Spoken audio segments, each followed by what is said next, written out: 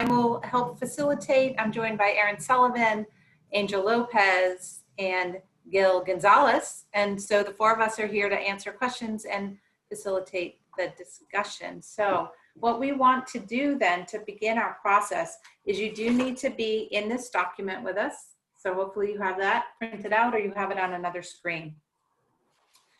We are going to start with question 5. And question 5 looks particularly at what the commission should start doing. What should the commission start doing?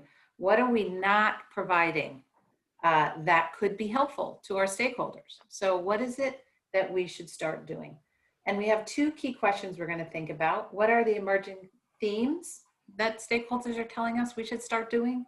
And then what do we want to highlight perhaps as priorities? There's a lot of information, and we will, as we move through this process over the next several months with you, have to start prioritizing because you know how that is. There's just only so much time in a day. So those are our 2 key questions. What should the commission start doing, and how do we identify those themes and highlight priorities? So what I'm going to ask you to do is we're going to take about half an hour for question 5. So you can find the information for question 5. It starts on page 13 of your document. And it is the same exact set of data. So we start out with a pie chart that lets us see all the responses. In this case, we had 63 responses to this question. So I'm going to be quiet and give you about 10 minutes. I'll watch the clock, it's 11:58, and have you look at the data tables on pages 13. 14 gives you that side-by-side again between the organizations and the educator prep programs. And then we have our bar chart that lays them out in just a different visual for you to take a look at. And then starting on page 15, we have the high-level summaries by the 4 goals and the 5th area. And that runs from page 15 through page 18. So 4 pages of text to take a look at. So why don't you go ahead and start? We'll be quiet and then we'll come back. Angel, you have a question. You have to unmute. More of a comment. Just wanted everyone in here to be aware that just like the main room, this room is also being recorded as of right now. Yes, thank you, Angel. As when we got in. And Angel will be also taking notes for us when we come back to our full discussion. So why don't you go ahead, I will give you a signal in a bit, and we can all take a look at the data.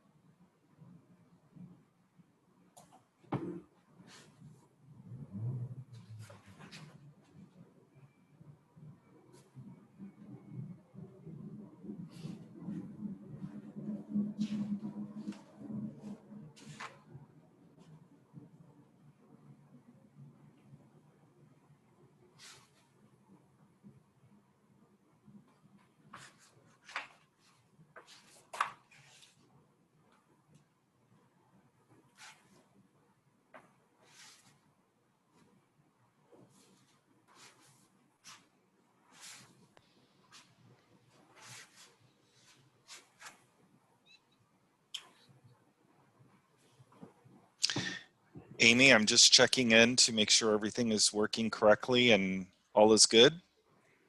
Thank you, James. We are in good shape. And I see your recording. Perfect. So I will let you get back to your work.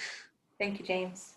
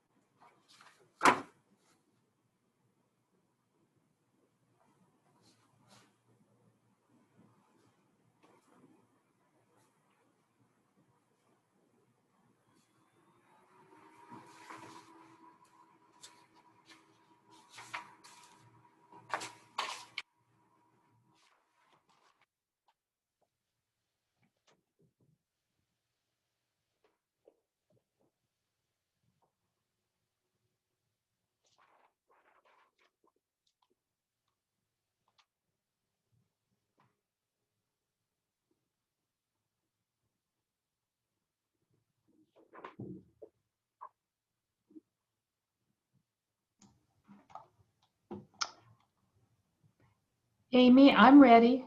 I want to get started. Sorry. You're a fast reader, Marquita. No, Let's see. I think it's just pretty good. There's three big areas that I think are pretty clear. Yes. Well, how are we doing? Let me check in with everyone else. Is everyone else ready to start a discussion around our 2 questions, or would you like a few more minutes? So let's just take a few more minutes, Marquita. If you want, Marquita, you can go ahead and you can look at question 6. Pat's ready.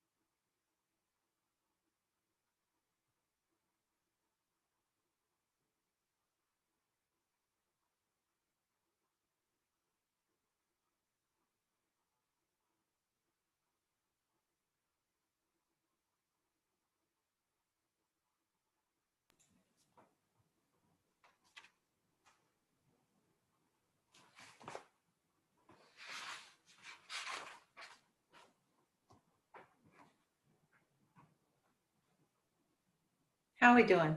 Another minute? You doing all right? Alicia, you good? Johanna's good? Corey's good? Marquita, we know is good. I'm not seeing anybody jumping up and down to say, give me more time. So let's go ahead and start our discussion. We're going to start with our first question to frame it. But of course, we can talk all around it. This really needs to be a back and forth discussion. So please, let's keep it informal and just have a great chat here. So the first thing we were kind of thinking about using as a frame was, what are the emerging key themes identified by stakeholders? So what are we seeing? Marquita, maybe I'll just let you jump in. And however, pause point, Angel, you want to bring up our Angel's going to bring up our OneDrive doc, and we are going to capture notes. So as you speak, Marquita, go ahead and talk with us. We'll have to look at each other on the side panel, and then we will capture the highlights here. And then we'll come back at the end and think about which commissioner will present our findings from this document. So go ahead, Marquita, please. Tell us what you saw. What are the key themes? So just to get us started, I think the three areas that jumped out were recruitment, communication, and DEI.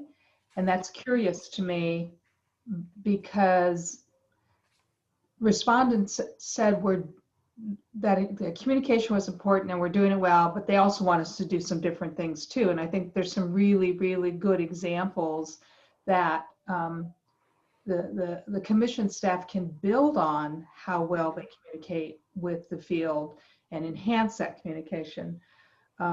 Recruitment, clearly, the grants that the commission helped to lead over the last couple of years, those are so important to the field. And what I'm seeing is, of course, we need to do more of that once the budget recovers. And then so just capture grants in particular. Thank you. Yeah, Angel. recruitment Okay. grants, right, right. And then, of course, the focus on DEI. So that's just to get us started. So is there anything in particular around DEI? There was a number of particular comments shared with us, which was so helpful on Yep. page 18. I could draw all of your attention to those written. Was there anything there, Marquita, in particular? I think the specific focus and naming, recruiting specific groups and just being really, really clear that that's a role the commission can play and can assist EPPs and district partners to emphasize. Thank you for getting us started. Anybody else want to jump in on key themes that you're seeing, or do you want to agree with Marquita? Let's just add new thoughts to the thoughts we already have. Or disagree.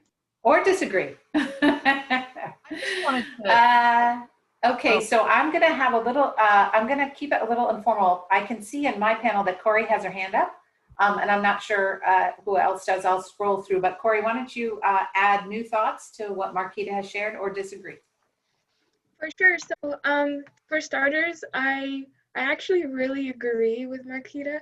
I think for me right now, communication and technology are kind of, I'm seeing them as a unit, but that's because right now a lot of our communication is bound by technology. But as far as communication goes, it's really interesting how communication was one of the highest areas talked about in the prior sections, and now this is also the highest area in this section.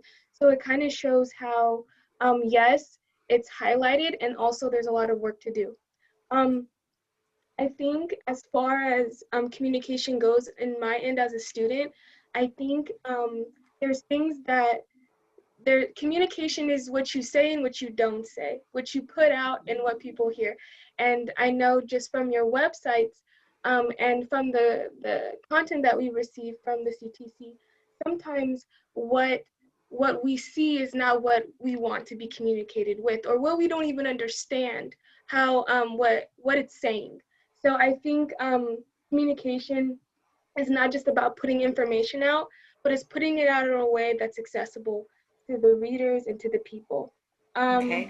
I think another thing as far as communication and technology goes, the leadership part that we were talking about earlier in the bigger section, not just the CTC improving their communication, but giving our institutions maybe some best practices models on how to communicate that information with their students. Because a lot of stuff is changing, and it's I know every institution's different, but giving some models out and showing this is ways you can do that.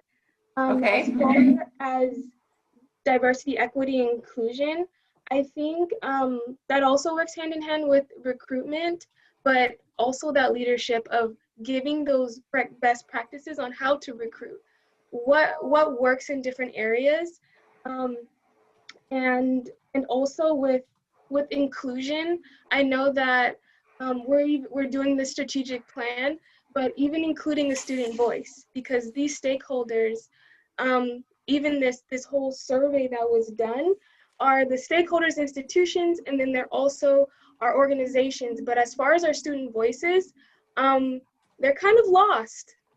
And it would have been nice to be able to see 50 students who are in EPP programs answer these questions as well, and see what were their thoughts. So I think working on that as far as inclusion too, bringing different voices.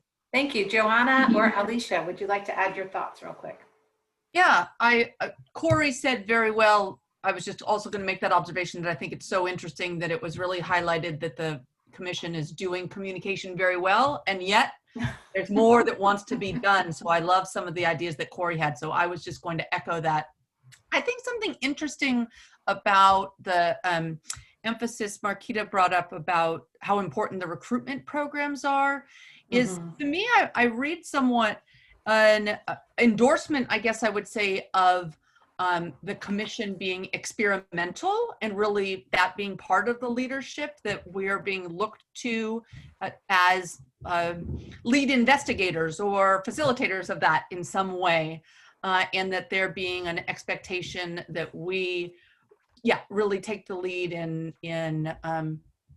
pushing experimentation to see what it is that really works. In this instance, what is it that really works for increasing our DEI through recruitment, or for increasing our recruitment of teachers in particular areas of need. So I think that that's interesting and exciting for the commission to think about maybe owning that, that role as well.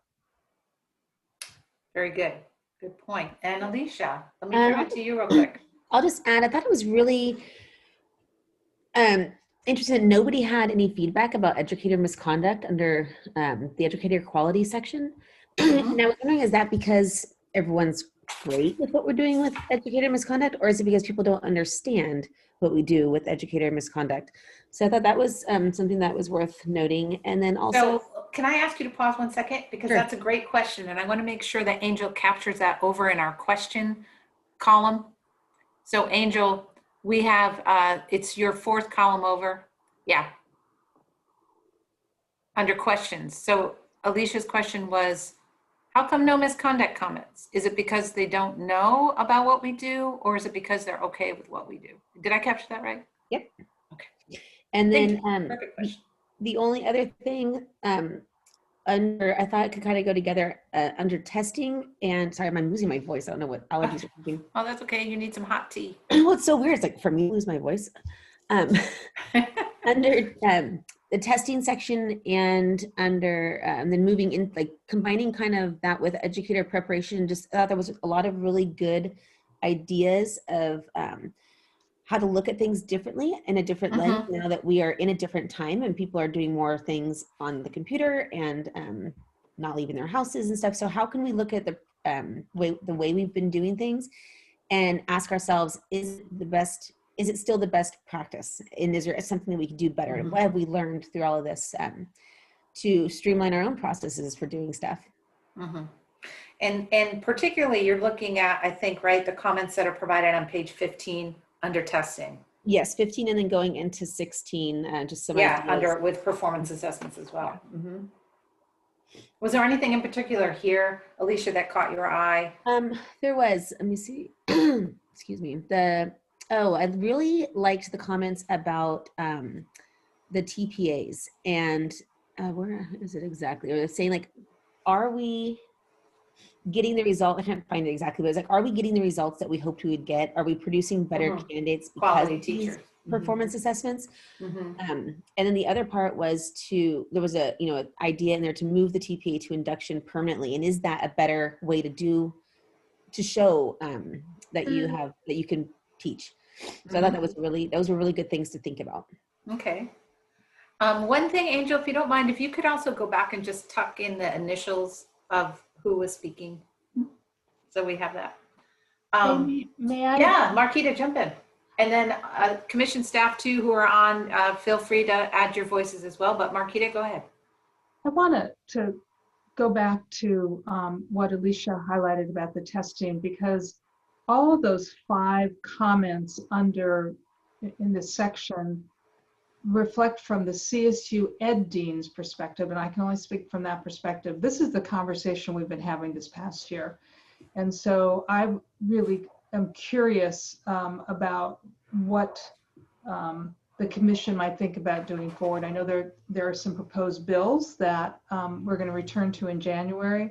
So I just wanted to highlight that this is an area of great concern and great interest from the CSU Education Dean's perspective. Okay. So Angel, we want to pause for a second and make sure your fingers aren't just burning up. No, Did we capture that?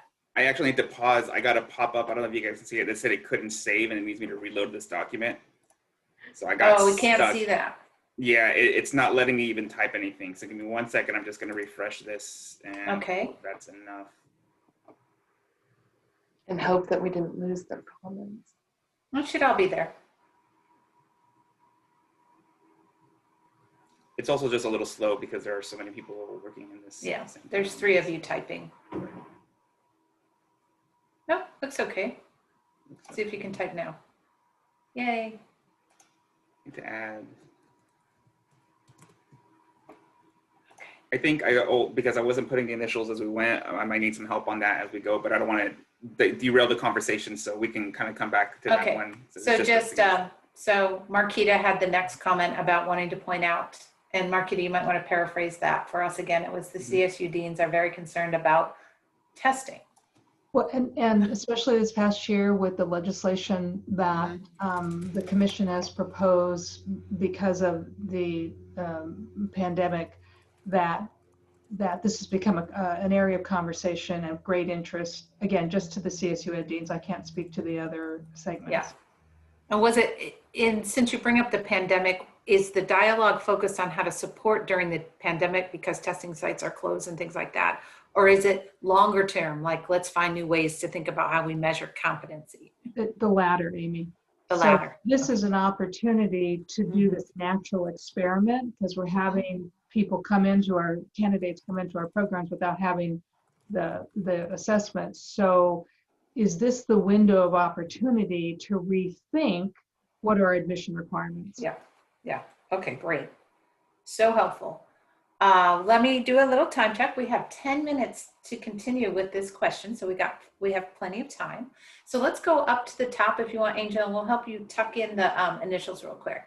So our first was Marquita. Our second was Carrie.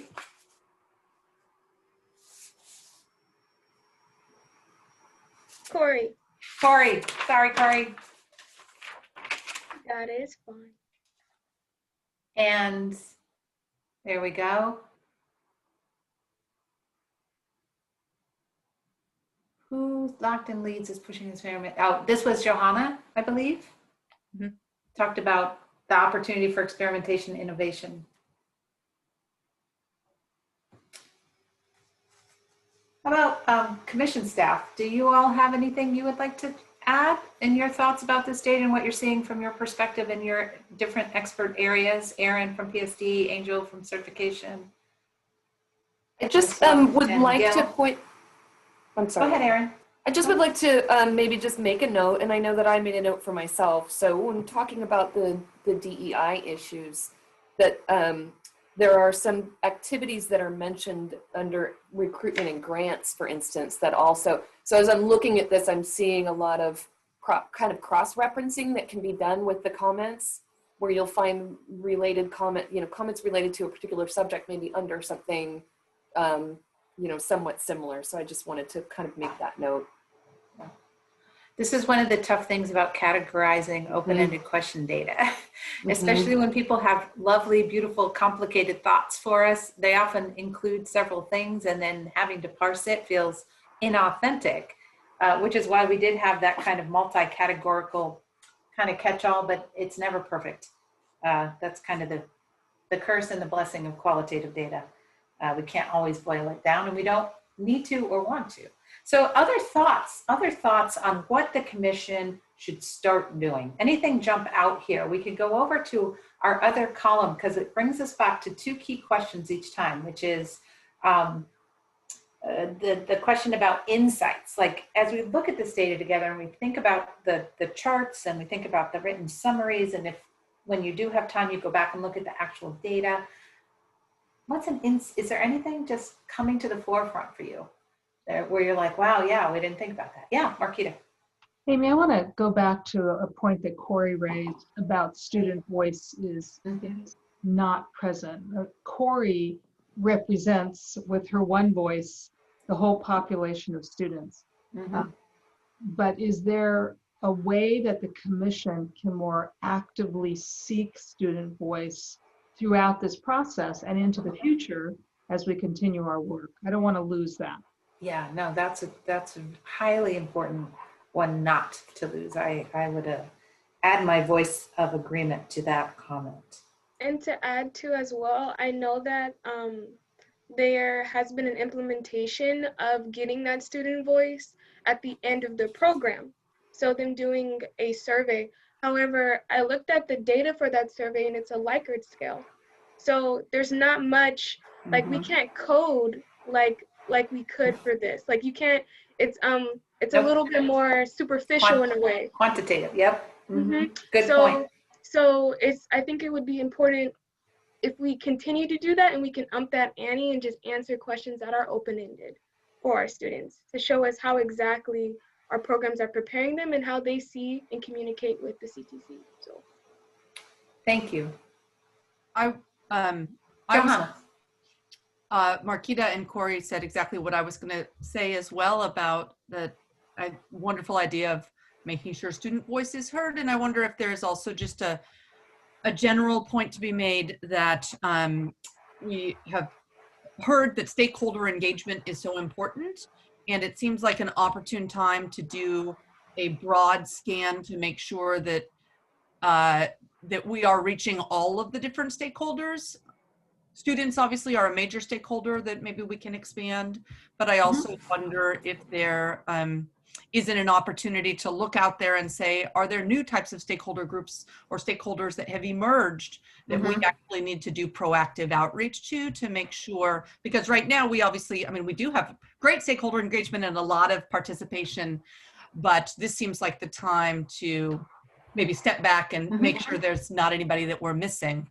That's a good insight. So Angel, I'm going to ask you to cut this and paste it under our insight column, because you're having this insight based on the data we're looking at for this question. So really good insight there. Like who are we not talking to that we should be talking to?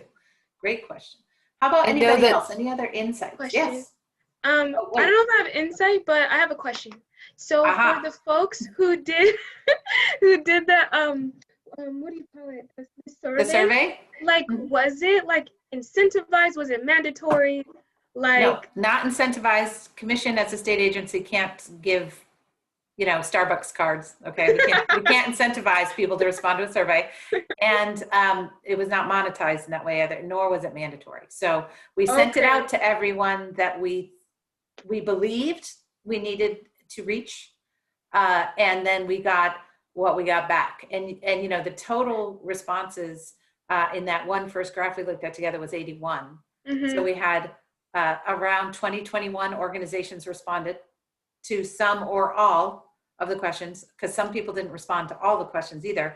And then we had 81 educator preparation programs.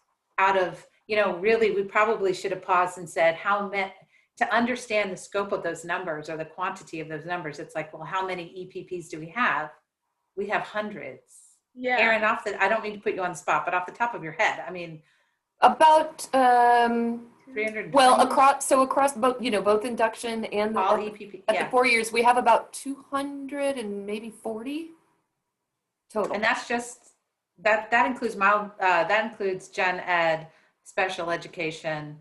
And does it include PPS and? Yes. So I'm sorry, when you say EPPs, I answered institutions. Oh. So that's just institutions. That's about. Okay, so we had 21 of 240 institutions respond. I mean, 21 organizations, sorry. 61. 61. 61 EPPs, we had 61, yeah. So for this, was it like an email that was sent and it was like, do this survey? Or how, or was it like a meeting that you all had and then you're No, like, not a do the meeting. survey at It the end was, of the meeting? it was sent out as an email. Okay. Have you all thought about any strategies on how to get more responses? Amy, So let's put that idea in our insights, just a question about increasing survey responses. Survey research is always an intriguing kind of methodology, okay? So some in the field will say, hey, you only need 20% back to count it, you know, to be able to say it's reliable and valid data. I always feel like that's way too low. I mean, when I do this kind of research, I bend over backwards to get as much back as I can, hoping for as close to 100% return rate as I can get. But it does, so this is a good point. We're just gonna write that down so we don't forget it. Let me check our time. We're doing good. We have 2 minutes left on this. Any other insights or questions that are coming up that we can capture here in our data? Amy, this is Marquita. I would just, Yeah, in jump in. response to Corey's question, Yes. it's important to note that the entities represent a whole system. So for example, there was a response from the CSU Chancellor's Office, and that represents the collective voice of the 23 deans to some extent. Same thing with our private partners, same thing with the UC. So I just wanted you to know that it's a broader set of participants who are represented in this response. Thank you, Marquita, for clarifying that. That's really important to know. The other point I would say is, like, for example, on the organization side, CTA, they got their leadership group together and they sent in one response. So it wasn't all the way down to the individual, but Right, yeah. That's awesome. So we had both individual, for instance, CSUs respond, and then we also had a joint chancellor's office response, and same thing with UCs, some individual UCs, but also a response from the office of the president. So one of the things that we're going to ask our commissioners in our breakout group here with us, so Marquita, Joanna, and Alicia. Alicia, did you want to add anything else here? Because we have 1 minute. No, I'm already on to 6. I'm already. Oh, girl. Way to move ahead. Way to go. Way to just keep going. Would any of you feel comfortable agreeing to present the high level thoughts to the group when we get back to the group for this question? Anybody? No, don't all jump in at once. Oh, I don't mind. What do you want me to do? Okay, Alicia. Alicia. Have in the green. Well, we're all going to go back to the main session at the end of the hour, and then you're going to have 5 minutes to just summarize 5 and 6. So just a couple of high points Okay. from our talking, and you will have this document to look at when you do it. Okay, excellent. So I'm going to write you down, and let's move on to 6. So let's again take some time to read. The only thing I was going to add. Yes. Oh, I'm sorry. Please Not a jump in. problem. As far as the lack of response from educator misconduct, I mean, I think so many people, they don't deal with us that often, that maybe that's why we didn't get that many responses, but that's just my thinking. Gil, I was going to say the same thing. I think that's why throughout this we see it reflected. It's actually a very small number of people that are coming in contact with the discipline process. It's a however you want to put it, a very high value, important interaction when it does happen. And obviously it takes a lot of time and resources, but it isn't as if perhaps, except for perhaps maybe some representative organizations like unions, it is not like most of the other folks who have provided responses have a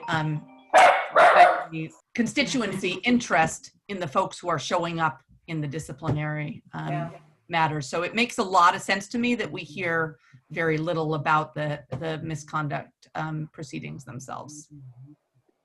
So I don't know, Angel, if you want to put that in a comment or make that an insight kind of thing, that it might be the lack of response for misconduct issues may be due to the fact that it impacts a smaller number of educators in California. Could be. Amy, when you get ready to move to question 6, I'm noticing a comment from Mary about this in our Teams thread. So I wonder if you, okay, let me if I can provide just a little update Yeah, please do. I'm glad you about brought what that. she's said. And I know some of you have already moved forward on that, but Mary's comment, and of course it's a very good comment, is that it's really hard to understand the nuances about what individuals would like us to stop doing by just looking at the graphics. And that actually the feedback is a little bit more meaningful, because if you just look at the graphic, it looks like they're saying stop doing accreditation. But if you get into the comments, it's some specific components that they're talking about. So Mary just wanted to call that out. Now, thank you, Erin, for speaking for Mary. And I also think it's important to say this. I'm not sure that I think we said it quickly this morning, but the commission is a state agency bound by Ed Code. And so there is feedback that we have received that sits outside of our mandate. So that doesn't mean that we can't take it up. It just means that if we were to take it up, we'd have to create or change current Ed Code.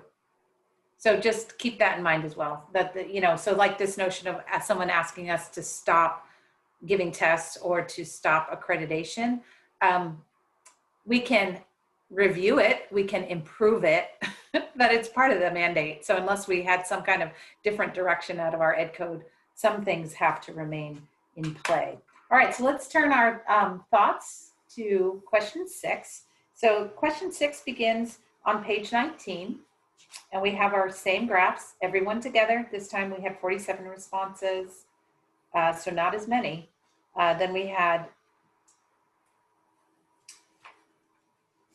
am I saying that correctly? Maybe I'm wrong. Seems awfully low. Nope, 47 responses. Then we have our 2 graphs of organizations and EPPs. And then we have our bar chart, and then we have our notes. And the notes begin on page 20 and run through 21. So a little bit of a more concise analysis there of the data. So again, I will be quiet. Let's take 10 minutes. I'll be our timekeeper, or Gil, you can help me with the time. It's 12:34. So let's take 10 minutes and see what we think.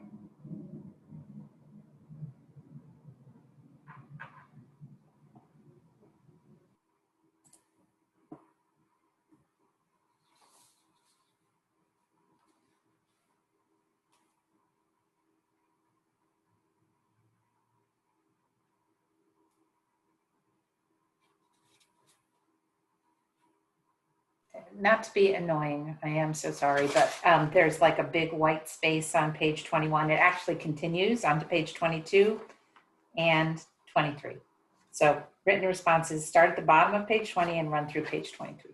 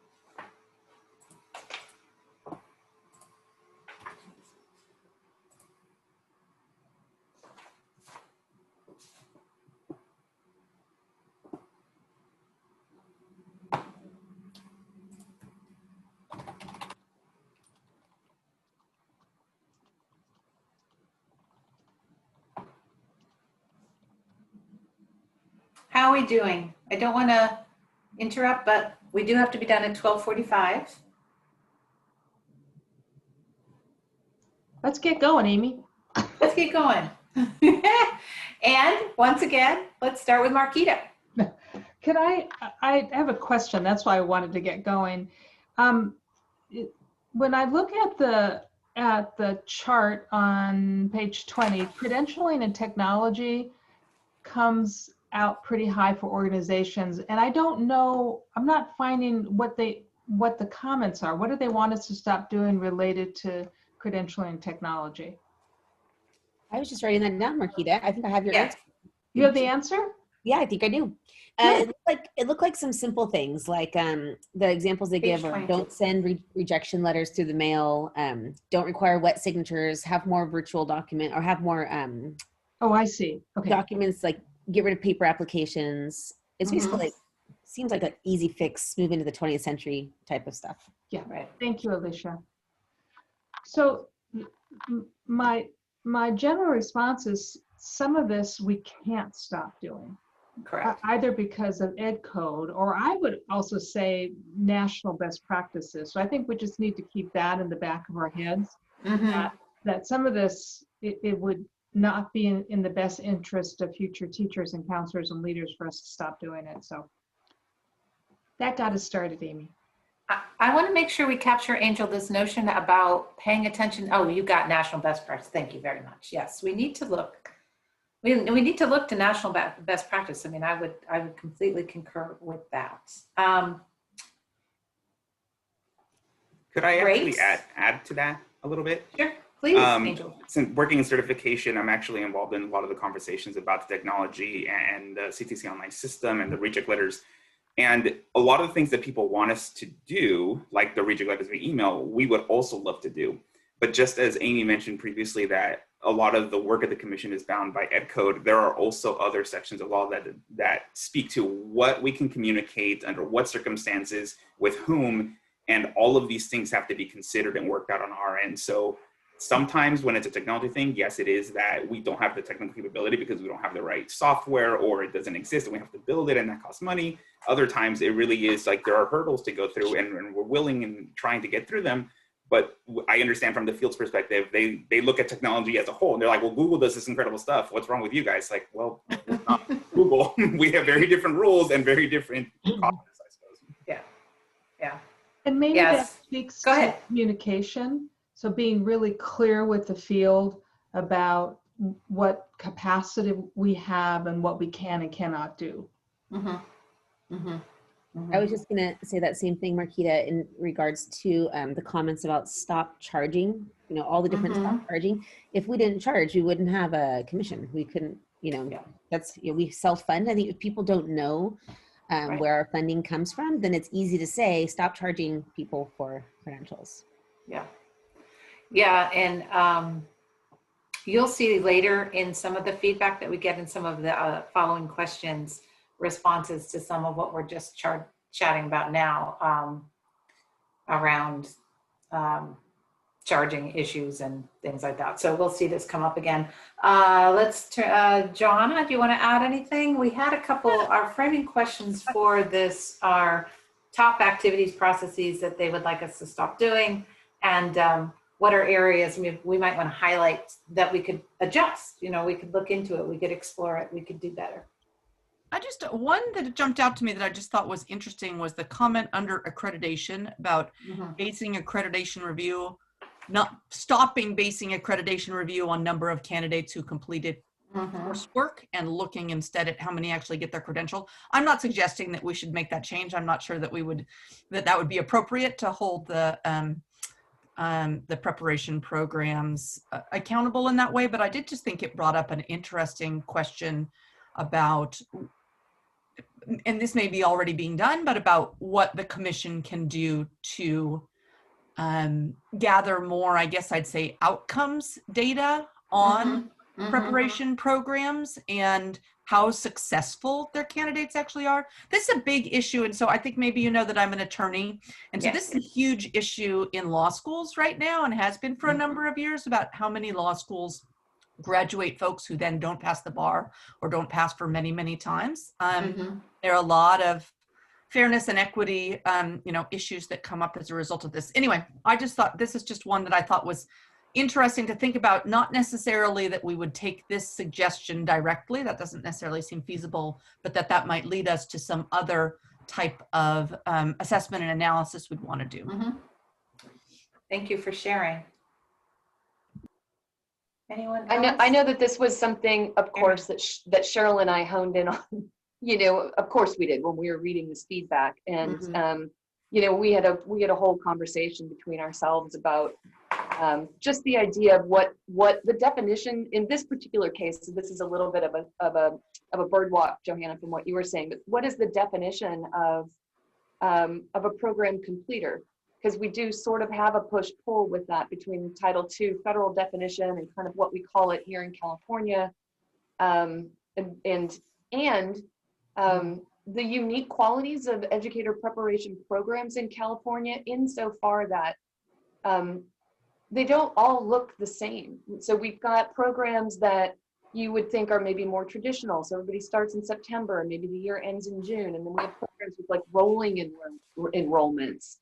And we have programs where people are working during the day and taking courses at night. And I think programs have done an amazing job of trying to adjust to meet the needs of all of the different kinds of candidates that exist in California.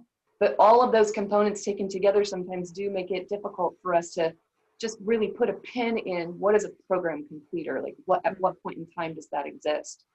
But we had a really engaging conversation about that here in the office, for sure. It was an interesting piece of feedback. Well, thank you, Erin, for sharing that. I'm going to push us over to our column and have us step back again to those two key questions, insights that are striking you around this question of what should we stop doing, and then any new questions that are coming up for you.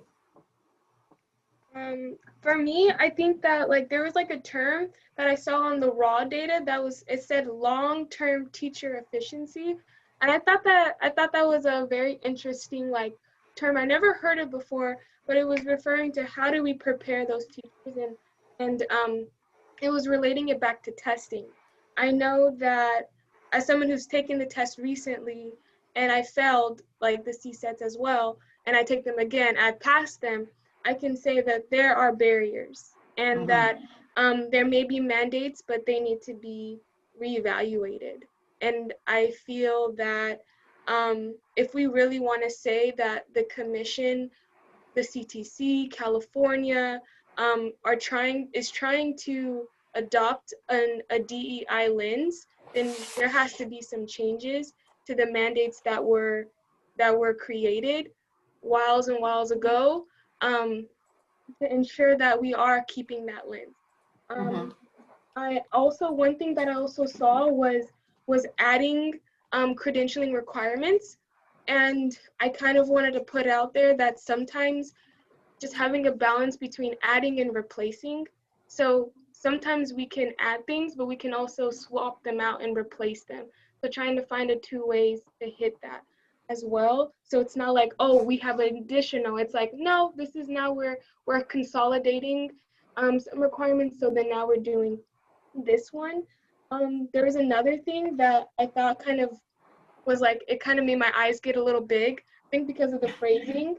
It was talking about, there was one comment that said, partnering with Pearson, this company has an historic and documented negative relationship with people of color, especially Black, scoring lower on all of their standardized assessments. So this is also something that made my eyes go don't know the data behind that, don't know all the things about this comment, but I think it's worth looking into. And it's worth looking into the different people that different institutions are partnering with, and the different organizations who are actually becoming more wealthy because of this, and their history and their work with people of color. Yes. My last thing that I wanted to add was testing and the impact on people of color, but more so, if that's going to continue to be a mandate, how is the CTC making it so our schools prepare us for that? So do our schools have something in place that are supporting us to take these tests if we do feel like we have those barriers? So I think it's just Okay. making those points. Excellent question. So Angel, just cut that last thing you're typing right now and move it down to questions. So that's a question. You know, if exams and tests have to remain, even though we are exploring, you know, options for choices and things like that are coming forward, hopefully in the next year of legislation, choices and different options for documenting and demonstrating content capacity. You know, what else can be done Yeah. to support candidates as they engage? Yeah. And I think another good thing is like being leaders and stuff. Again, as the CTC, I think it would be nice to give universities also some information on how to become a testing center, and so that they can actually house the students, and we can go to that space. Especially now, if things continue, we know that we can go to our university and we can take a test and we can have priority there. So just an idea to put out there. That's a great idea. And we do have, I don't have the exact information to share with you, but we could always get it to you. We do have testing centers in institutions of higher ed and in our community college settings and different places like that. But the challenge right now is just, and we all know COVID's going up, is just people being inside. It's not a good time. But that, you know, we've got to figure this out because we can't have, we do have the executive order that allows people to go ahead and come in, but a big topic we can talk more about as we go. So good that you brought this all up. Yeah, these are very, very strong feedback around testing. I would kind of say that. Would you not agree? And very specific requests for us to really know the history of who we're working with and how that's going. So thank you, Corey. For sure. Anybody else? Alicia? I had written down testing also as a major kind of jump out area. Only so it's This is a comment, a question, or insight? This is a this is, I guess we go into questions. So the question is, the feedback says get rid of testing. Right. There's not a ton of people, but there's the big things in there, get rid of testing. But the question is, how are we going to show that our candidates are ready? What's our, we have to have something. We can't just say anyone that wants to teach, because that would lower, you know, our profession to nothing. So what's the solution? If this is not working, I need more ideas. Yeah. Okay. And I'm gonna add, go ahead, please. I absolutely agree what Alicia said, and the way that Corey framed this for us. I know we're going to have study sessions in the coming spring. This is a big one for us to have, to bring in expert researchers from outside our commission world and who can help inform the way forward, because we cannot not have some sort of assessment of teacher competency. And I think the commission is well suited, and this is the right time to be engaging in this work. Yeah, really good point. I was just about to say that to you, that one of the things we're going to be asking you for, and we'll particularly come back to this on Friday, but what additional study sessions, what information can we seek and bring forward so we can continue these discussions around best practice and moving forward? So excellent, excellent, excellent. Who would like to present our highlights from question 6? So Alicia graciously agreed to do 5. Who would like to do 6? And just as a note, commission staff is not being lazy. We're not supposed to be the one. We're not supposed to be the ones reporting out. There you go. We really want the commissioners' voices heard, so we thought we would ask one of you to do it. I would be happy to, but I think Corey, would you like to present on this one? Represent this group. You feeling comfortable with that? So good. So when I presented, do I say the initials and then I say what they said, or? No. Okay. So we're going to have 5 minutes to present both questions. So Alicia will go first and give a couple of highlights, and then Corey, you'll follow her. And because we're group 2, the way we're going to do this is group 1 will present, and then we'll only add new thinking to add it. So you're going to want to listen and then think about something we talked about that wasn't addressed by the first group. and then you'll share that. So you'll have 2 minutes and you'll have this document to look at. So you can look at the document, or you could take some notes. And of course, all of us as a team are here to help you.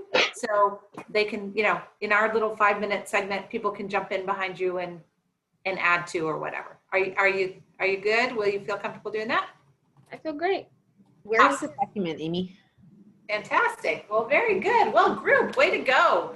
So that was a good warm up on 5 and 6. We're going to do our little group debrief for 15 minutes. So each group will have 5 minutes and we'll continue to capture notes. Then we'll go take a lunch break and we'll come back in this same group and get to unpack questions 7 and 8. Amy, we need to get the document with the feedback on it to Alicia and Corey somehow so they can use it for. We're going to pull it up on the screen, Erin, and they can read it right off the screen. Okay. Okay. Great. Thank you. You're welcome. That is, I have to can I say, make a technology-wise, just such a great thing that we can work on a document together. Go ahead. I'm sorry. Somebody said something. Amy, it's Marquita. I was just going to compliment you and the CTC staff on this process and the facilitation and the note-taking. I mean, we've all been doing this for the last 6 months. This is really, really refined. So thank you. Oh, thank you, Marquita. I have to say, we honed our skills on our design team meetings with special educators. Yep, she did. And all of us have done so many online things, but in particular, this kind of processing online. When we got to have one meeting with our design team in February and then moved immediately, as you all did, to online spaces. And boy, have we learned a lot. So thank you so much for saying that. I appreciate it. It was a real team effort across all of the commission staff, and we're happy to be with you guys. And it's so nice, I have to say, to get to talk to all of you like this. It's great. Often we're just also separated and on the side and all of that. So it's lovely to be together. And here we are back. It looks like this breakout room is going to end in about 15 Yes, seconds. it's so going to end. slowly closing It'll it. just close on us and send us back. I'll send us back to the main room.